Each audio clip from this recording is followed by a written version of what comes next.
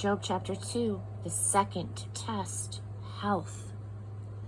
One day, when the angels came to report to God, Satan also showed up. God singled out Satan, saying, "And what have you been up to?" Satan answered God, "Oh, going here and there, checking things out."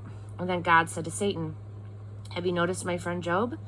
There's no one quite like him, is there? Honest and true to his word, totally devoted to God and hating evil.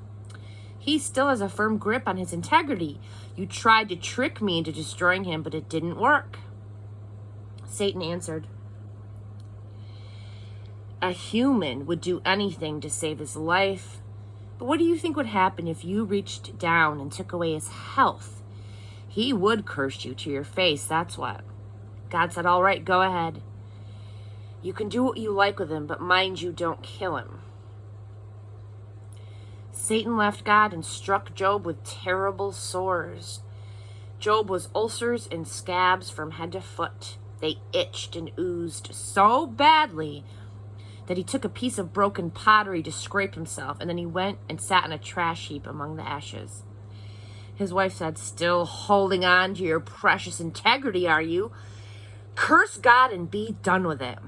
He told her, You're talking like an empty-headed fool. We take the good days from God. Why not also the bad days?" Not once through all of this did Job sin. He said nothing against God. Job's 3 friends. 3 of Job's friends heard of all of the trouble that had fallen on him. Each traveled from his own country.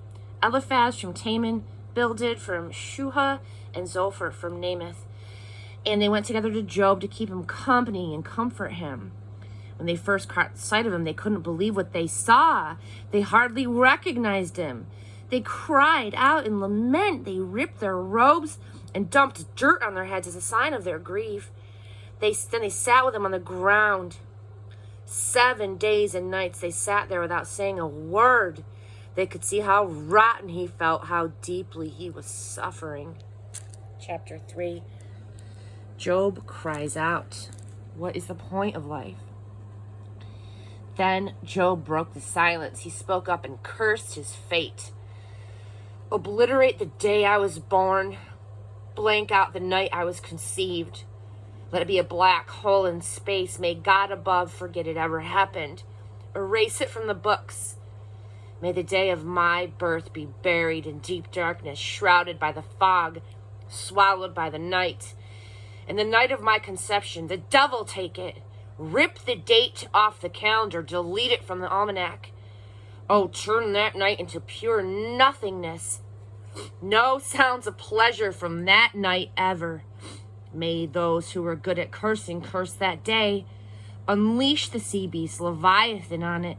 May its morning stars turn to black cinders, waiting for a daylight that never comes. Never once seeing the first light of dawn. And why?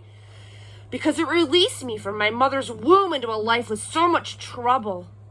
Why didn't I die at birth? My first breath out of my womb, my last. Why were there arms to rock me and breasts for me to drink from? I could be resting in peace right now, asleep forever, feeling no pain, in the company of kings and statesmen in their royal ruins, or with princes resplendent in their gold and silver tombs.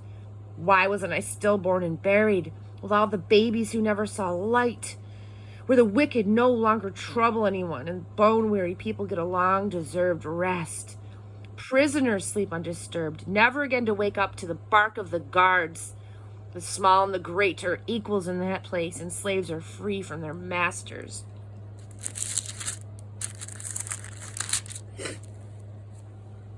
Why does God bother giving light to the miserable?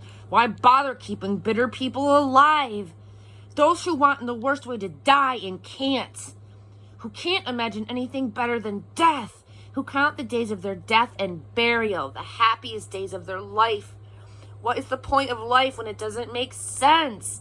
When God blocks all the roads to meaning. Instead of bread, I get groans for my supper, and then leave the table and vomit my anguish. The worst of my fears has come true. What I have dreaded most has happened. My repose is shattered, my peace destroyed. No rest for me ever. Death has invaded life.